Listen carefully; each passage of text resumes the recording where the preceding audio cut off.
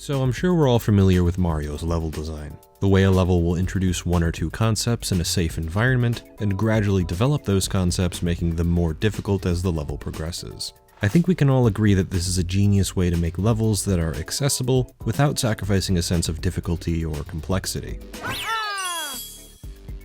For how well it works, it could almost be considered a science. For linear level design.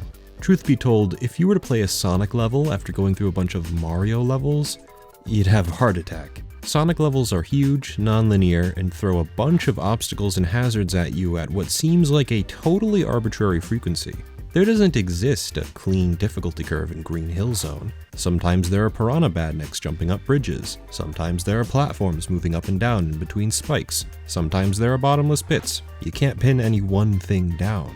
You're allowed to pick from a million different paths in a million different ways, but this is exactly why I gravitate towards Sonic as hard as I do. Trying to get into Mario's more structured level design is harder for me because I can't connect with the levels. In Green Hill, I'm free to express myself. I can jump off slopes to get to a higher pathway, sniff around for breakable walls and other secrets, or just smash my way to the end as fast as I possibly can. One playthrough of a Mario game is often enough to understand everything it's going for, whereas playing a Sonic game over and over will yield wildly different results. As such, it's harder to get into than most styles of play. Mario is enjoyable right out of the gate. Nintendo does such a great job teaching the player through its level design that kids and adults alike can get into them with ease. See the incredible success of 2D Mario. Classic Sonic, on the other hand, is harder to immediately understand.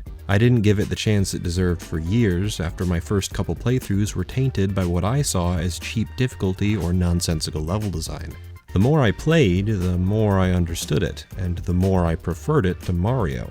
Don't get me wrong, Mario has its own appeal that I'm not looking to tear down, only to point out that Sonic approaches level design in a fundamentally opposite way to Mario, one that's often harder to grasp.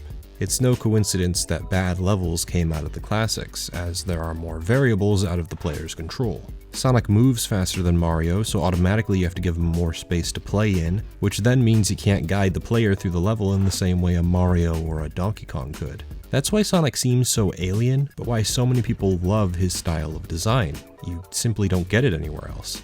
Sonic Mania, which we'll be discussing today, is a game that, for the most part, understands the classics better than they understand themselves. I'd like to explore why that is. In terms of the level design itself, similar to how a song should be, you have a buildup of tension, like a crescendo of tricky platforming or enemies, and then you have the release of the player running up high-speed slopes and loops. It's all about pacing and rhythm. Having multi-tiered paths is incredibly important too. Sticking to the top path is always key, especially in the water levels like Hydrocity. It doesn't punish you that bad if you miss the path, but you have to go through the slow water. Eventually, you get to the point where you know the fastest path. This quote by Christian Whitehead, the lead developer of Sonic Mania, is exactly what classic Sonic, hell, what Sonic, is all about. Rhythm, pacing, these aspects ought to be considered when developing a Sonic game, and I'd say the core problem with each of the classics are rooted in an issue relating to this. Yuji Naka's original design was one built upon the core tenets of speedrunning, meaning that multiple playthroughs should be encouraged above all else. Learning the layout of each level, taking the paths that would reward you with the quickest time, the most fluid play experience. Not every classic game got it right 100% of the time. Sonic 1 had zones specifically crafted to be slower to give the player a chance to catch their breath. Sonic 2 struggled to design an organic difficulty curve. Sonic CD had levels that lacked substance, and Sonic 3's more uniform level design was not rigorously applied. Some of them suffered more than others. I still think Sonic 3 rises far above its issues and realizes its own design goals better than most other Sonic games, but it was far from perfect. Mania isn't perfect either, it just has the most consistent set of levels I've ever seen.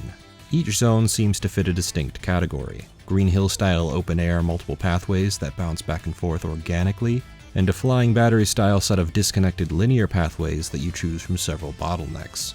I'll call them open and closed respectively.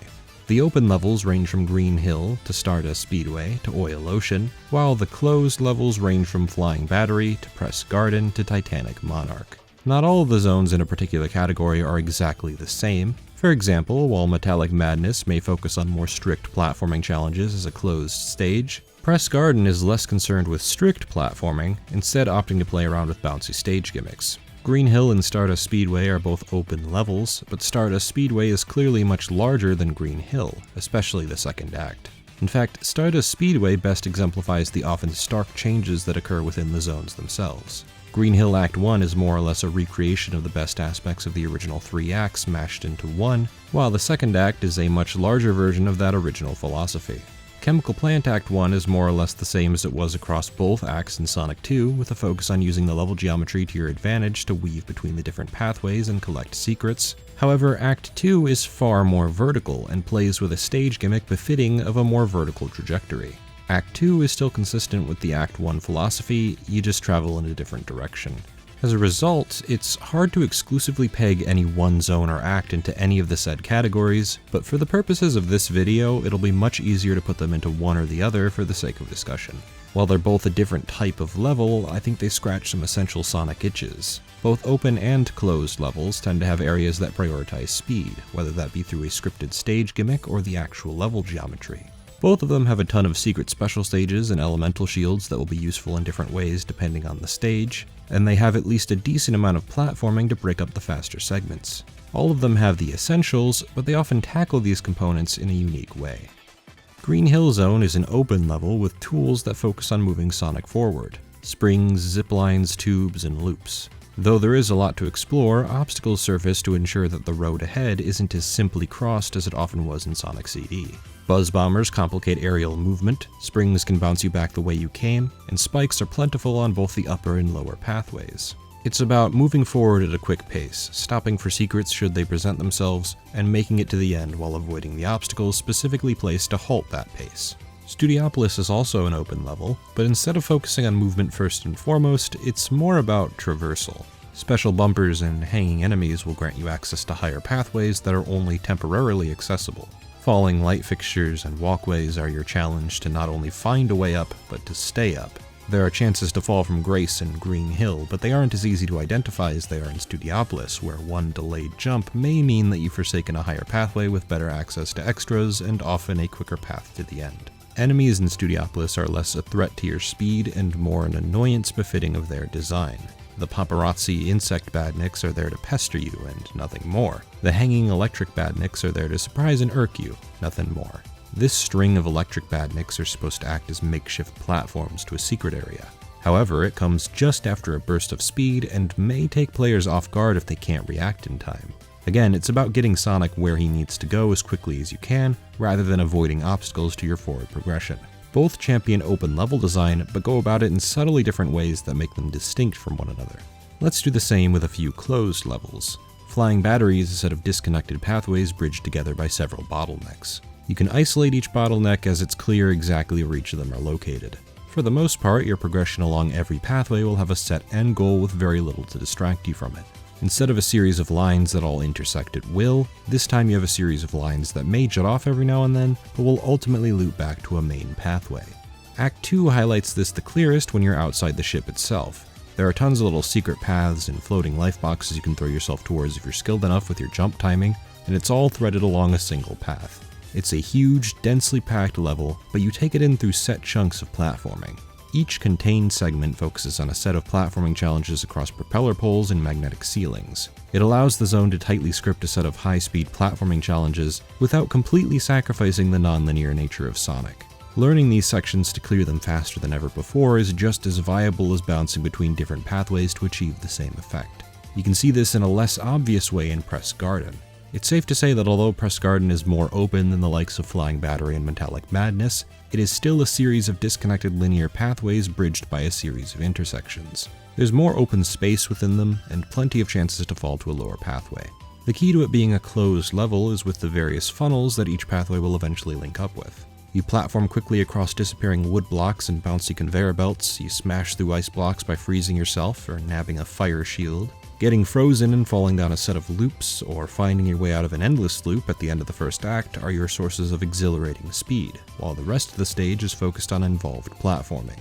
The closed stages most obviously allow for the tension buildup and release Whitehead mentioned earlier. Jumping across spinning platforms and bouncing off conveyor belts is the tension buildup, and this endless downward loop is the speedy release. It works in these instances because that platforming is more reliant on your mastery of physics and quick successive jumps than it is waiting for a door to open or a platform to move. You get a little bit of that in stages like Lava Reef admittedly, but it isn't nearly as obnoxious as it was in Marble or Sandopolis. Mania's biggest crime in that regard is a 2-second block moving across a conveyor belt. This tight focus is exactly what the classic games needed.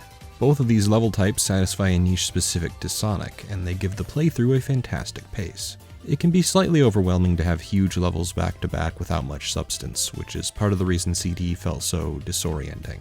Now, there are only a few open levels before the game switches to a few closed ones, before it again switches to a few open ones, and then ends on tighter platforming challenges to round out a difficulty curve. Titanic Monarch is what I would consider a closed level, but it tackles that in a different way. Like Chemical Plant Act 2, the first act is an entirely vertical progression, making your way to the top of a giant robot. You can even see this escalation in the background by the time you reach the end and see its head. It reminds me of Egg Rocket from Sonic Advance, with less of that cheap, send you into a bottomless pit level design that Dimps is so fond of. Then, when you're inside the robot, you pick from a set of 4 completely disconnected pathways similar to a Mega Man boss rush. Both of these approaches make for the best final level in classic Sonic history, without resorting to cheap enemy placement and obnoxious hazards. You deal with unique problems, like falling down a vertical segment and being forced to do it again, or falling through the wrong wormhole and being placed back at the beginning of a segment. Titanic Monarch is certainly the most difficult zone in Mania, but it found a way to add challenge without always resorting to cheap enemy placement or crush hazards.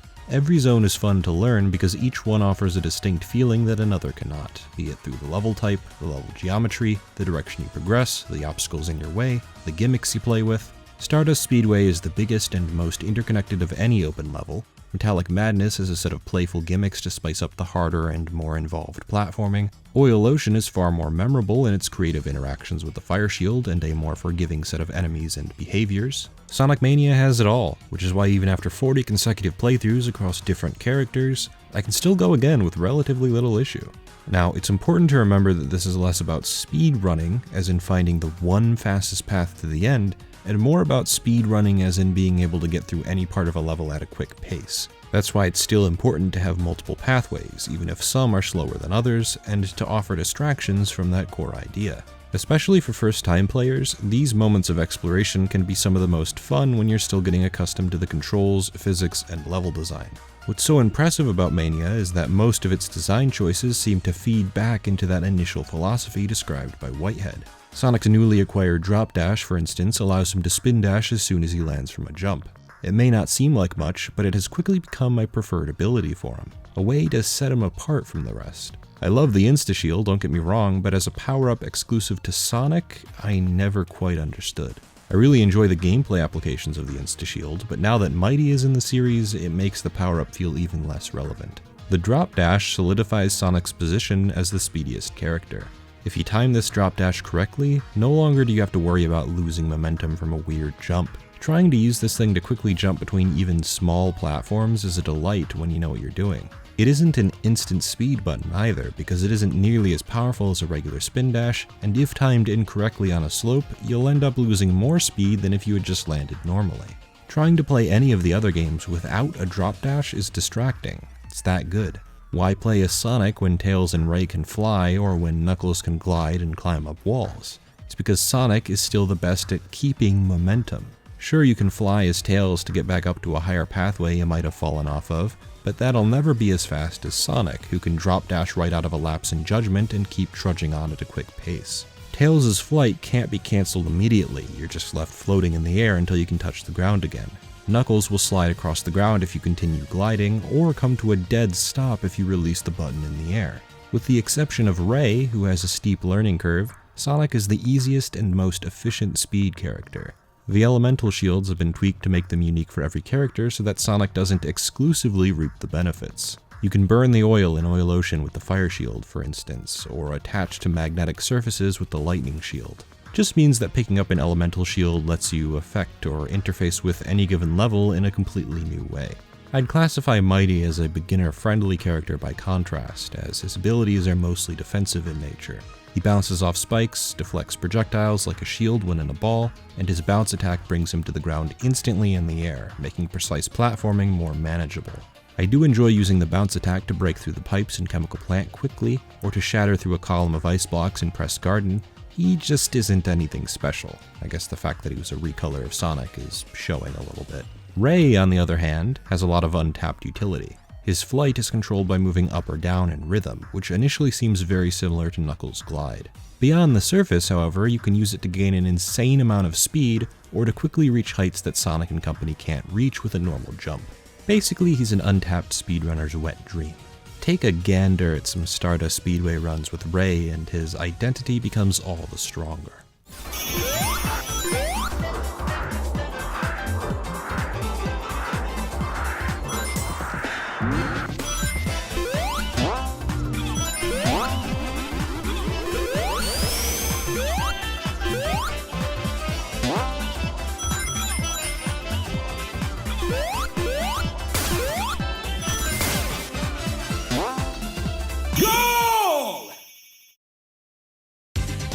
Makes no fucking sense. I mean, it's just bullshit. Fuck. New record! I'm glad that 2 new playable characters were added and follow the classic Sonic playable character ideology. It makes me giddy at the prospect of getting characters like Shadow or Amy with their own unique abilities. It creates this loop of multiple playthroughs that are well paced due to the level selection and always new because of the character selection. A win-win. Special stages this time are inspired by Sonic CD, but resemble a racetrack instead of an open map. You're chasing a UFO instead of beating a bunch of them down, and you do it by collecting orbs that will increase your speed by a couple notches. Much like the super forms themselves, you gradually lose rings throughout the stage, and, well, yeah, I don't think I need to tell you what happens when you run out of rings. These are my favorite special stages in the franchise, flat out. You find them through special rings, check. They test actual traversal and platforming skill, check. They have a respectable difficulty curve, check. They can be learned in the same way a normal level can, with shortcuts that let you nab the emerald more efficiently every time. Ding ding ding, I love them. At first they seem quite difficult, but after a few tries you'll have a handle on Sonic's wide turns, using them to your advantage to cut corners and take the most efficient paths available. You'll learn to get your speed up as fast as possible and only collect rings when it's absolutely necessary. Threading that needle is insanely satisfying, and though I don't struggle with them on subsequent playthroughs, finding out the fastest way to clear them all is now a personal goal. You couldn't really do stuff like that in the originals. Sure, you could find the most efficient way to the end in Sonic 1 and 3, but one of those isn't fun in the first place, and the other doesn't benefit from rote memorization as strongly because the pace is predetermined and simplistic. Sonic Mania strikes that perfect balance. You can react to everything accordingly. If you freak out, you'll die easily. Considering the layout of each stage and memorizing each shortcut allows for a cleaner, more efficient run, and they have the best music of all the special stages. Okay, that one's a minor plus, but hey, still a plus. It really does feel like every facet of this game's design is pushing you to learn, play until you're a master. Its quick pacing is a product of its varied level design that allows for a strong sense of fluidity. To best exemplify what I mean, let's look at a few speedruns by Clarice Robin. I find that speedruns of Sonic games are some of the best indicators of how well the levels are paced. When paying close attention to the first few zones, you'll understand why I made the open and closed delineation earlier. Green Hill Zone, Act 2 in particular, sees a lot of pathway interaction, with Sonic jumping up and down and all around. The runner grabs several speed shoes that are hidden in a few different locations, and though the runner obviously knows where they are, they at least had to explore a little bit to find out. To know how to take this incredibly intricate set path through a bunch of different paths, they had to first explore which paths were faster than others. Remember the 3 basic tenets, speed, platforming, and exploration? They're all in effect for these runs, obvious or not. Speed, well, yeah, exploring for the fastest path, which includes looking for speed shoes and invincibility, and platforming, which is most evident when you see the runner jumping at specific points to clear gaps, or jumping off slopes to bypass other sections. Knowing when and where to jump, spin dash, or drop dash is where a lot of that rhythm comes in. Do me a favor and watch the Stardust Speedway Act 2 segment of the run. Keep in mind just how many decisions are made here.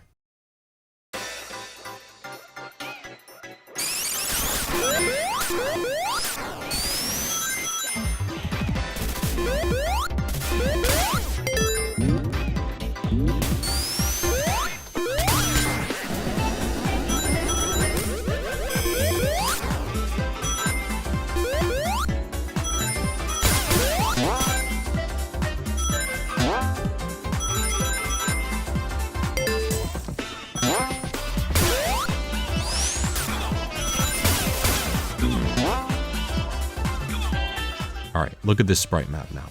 This act is huge. There's so many little nooks and crannies, pathways, platforms, obstacles. The amount of time you would have to spend playing, learning, and correctly executing the speediest run is ludicrous, but it results in this incredibly clean, rhythmic pacing. Jumping at just the right times, drop dashing at just the right times, making all the right turns. Even Metallic Madness, a level you would expect to lack this sense of rhythm, has it in spades during this run. It actually has a lot in common with Stardust Speedway in its sense of rhythmic jump timing. There's just less room to run freely. There are almost no points at which the run grinds to a halt, though there are a few places that don't quite fit. I can acknowledge that this is my favorite 2D Sonic, that it has the best level design of the classics, and that I love it to death, yet there are still numerous pieces to this puzzle that still don't fit. Boss fights, for example, vary in quality during the run. Some of them are waiting based, some of them can be bypassed with clever tricks, though none of them ever feel balls to the walls hard like the final bosses of old, so that's at least nice. Kinda means you get anticlimaxes like the Supersonic boss fight where you ram into Eggman and Heavy King a bunch. But oh, watch out, Eggman pushes you, and Heavy King shoots light at you. Funny enough, you look at this boss, the Death Egg Robot, Green Hill, fancy that, and he's much easier. That's not to say he isn't fun. You can jump on his extendable arms, wait for a platform to reach his head, or use the divot steer advantage for extra height to down him quicker. It's simply funny to me that one of the first bosses feels more climactic than the final boss in a gameplay respect. In my opinion, this is the ideal Sonic boss fight. He has an intended path, which is fun in its own right, but it can be bypassed with clever thought. Mania also has the unideal Sonic boss. Heavy Gunner is an endless runner, which I always thought could have used a second chance after Advance 2, so that's appreciated. But oh my lord, it never ends. You wait for the blue missile, go through an incredibly unnecessary running section, then do it again, running section, do it again, running section, do it again. Nothing ever changes. Sometimes you have to jump over the red missiles, but that's it.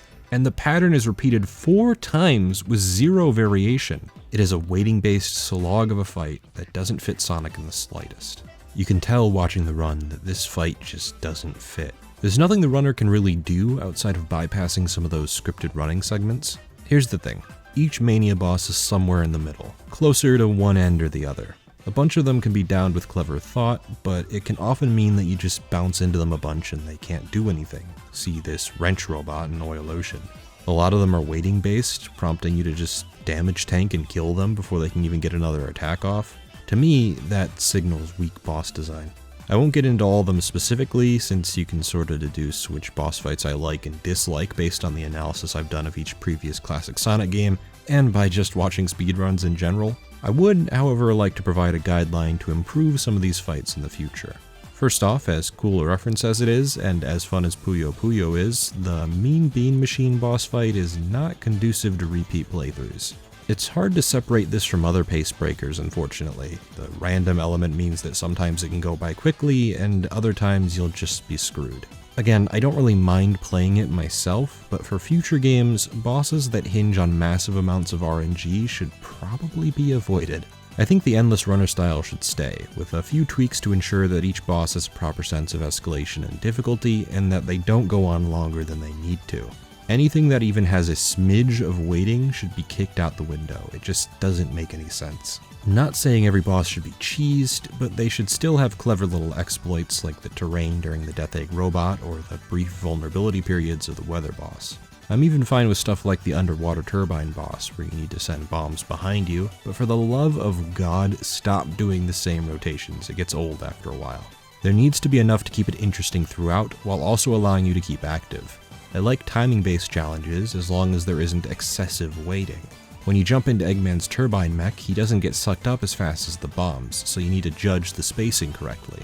Metal Sonic has a window that opens and closes with his metal hand, and you have to keep hitting that sweet spot while avoiding his attacks. The newly changed Metal Sonic boss fight is a perfect example of what I'm looking for here. You're always running, you need to keep hitting his opening with the correct timing, and dodging a set of attacks on top of it all. It'd be nice to put a stop to the dull, repetitive, slow boss encounters that cling to Sonic like leeches. This is slightly unrelated, but please stop doing auto-scrollers. I'm not sure who exactly wanted an homage to Sky Chase. It was cute to ride the tornado for the boss fight at the end, but faffing about on a slow-moving plane at the beginning of Mirage Saloon was one of the biggest disappointments when I initially played, and to this day is one of the lowest points of the entire game. What's really weird is that Encore mode has a freshly built Act 1 for Mirage Saloon that, in my opinion, is wonderfully designed. It even makes use of Mighty's stomp ability. Why did they not just replace Sky Chase with this?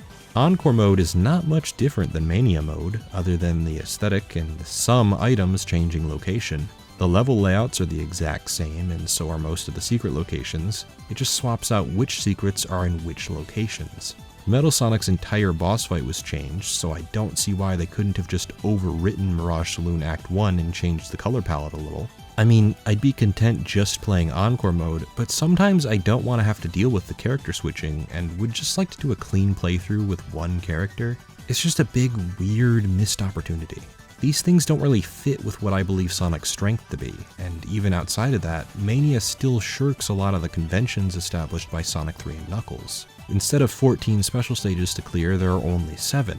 Even I can admit the special stages on offer are a tad too easy, as were the first couple stages in Sonic 3. The thing with Sonic 3 is that the last 7 were more difficult, and the reward was much stronger in Hypersonic with his cool dash ability. Mania only has the base special form, and I suppose it's narratively justified because the Super Emeralds are damaged, but in a game that already cuts a lot of contextual corners, I think I could have looked past that little detail to get 7 harder special stages and the Hypersonic reward. I'm not going to tiptoe around the fact that this game's story, its sense of context, is lacking in a lot of areas. The Phantom Ruby is a mystical gem that can basically do anything, like transform Metal Sonic into a big monster for a rad boss fight, or warp Sonic and Tails somewhere so the next level can begin with little explanation. It gives the level designers an excuse to pick and choose which themes will go in which order without having to worry about continuity. Whether the dev team wanted to or not, they were working with a bunch of old levels from all 4 of these classic games at the behest of a higher order.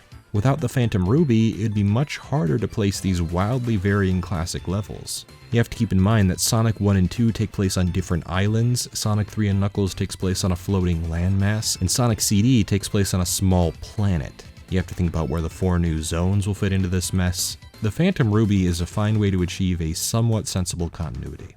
Unfortunately, even though I do think this was the best option, it doesn't change the reality that the previous classic Sonic games have a much stronger context. Sonic 3's level transitions are praised to high heaven for a reason. They linked together an entire island of areas. You were chasing Eggman around a fully realized island, trying to stop him from launching the Death Egg. Mania doesn't have that luxury. While stage transitions do exist, they can't serve the same function as effectively. Whenever a transition wouldn't make sense canonically, the Phantom Ruby just teleports you. Green Hill is on an entirely separate island, so you warp to Chemical Plant. Stardust Speedway is on Little Planet, and Press Garden is assumed to be somewhere else entirely, so you warp there. It makes sense, the Phantom Ruby can do anything, but it sorta misses the point of having stage transitions in the first place. Mania is at its very best near the end in this regard.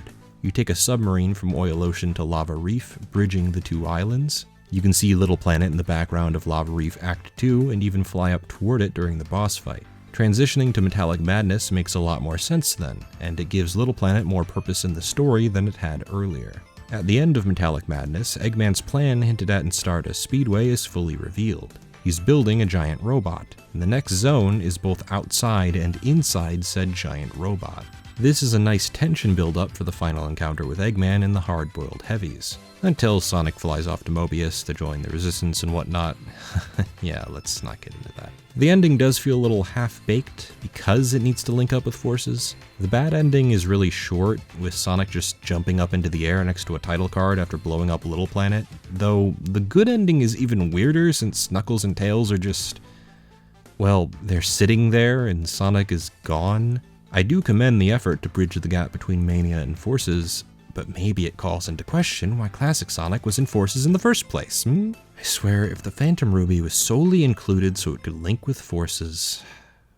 Well, I won't even say it, you get the point. Nothing beats Doomsday Zone, a prophesied fight between Hypersonic and Eggman, his last-ditch attempt to escape with the Master Emerald amidst his rapidly crumbling Death Egg.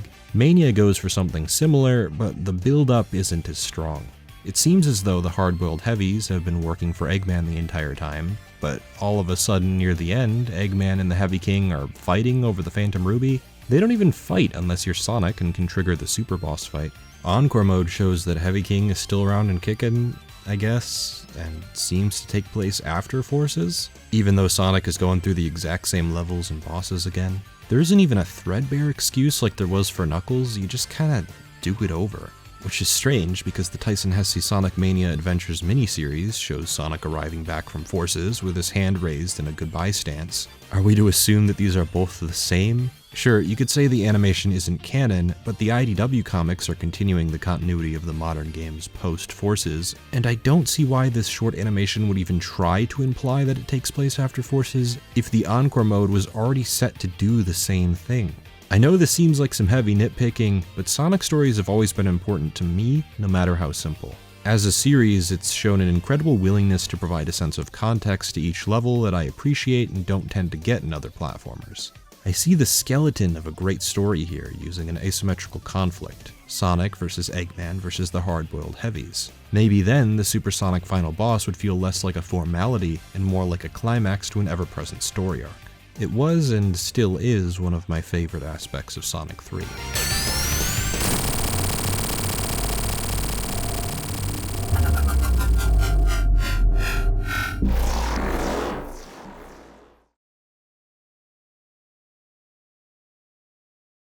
Despite this, I think Mania does the best job embracing exactly what it is.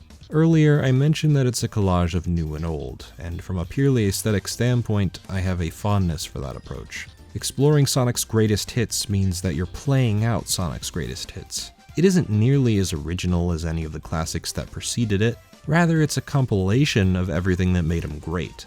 The tracks you once loved are remastered beautifully by T. Lopes, never straying too far from their original composition. Similarly, while the level design can often be different, and some of the visual aspects are enhanced, there are little snippets of exact level sections from older games. The climb up the murky water and chemical plant, the propeller poles atop flying battery, the twisty-turny tubes of hydrosity. Everything you remember, mixed in with a bunch of new goodies. I'd be willing to wager that every single returning zone is better than it was originally, with not a single exception. The Sonic CD stages are a little less chaotic and a little less cheap, while the stages from Sonic 1 and 3 feel bigger and better, taking inspiration from CD's biggest strength and playing with new gimmicks that complement the levels better than crush blocks and the like. The new zones have fitting level motifs, fitting music to accompany them. Studiopolis feels like it comes right out of the 90s. If you told me it was some scrapped zone for Sonic 3, I'd believe you in a heartbeat. The moment you hear that song wind up, you know what you're in for here.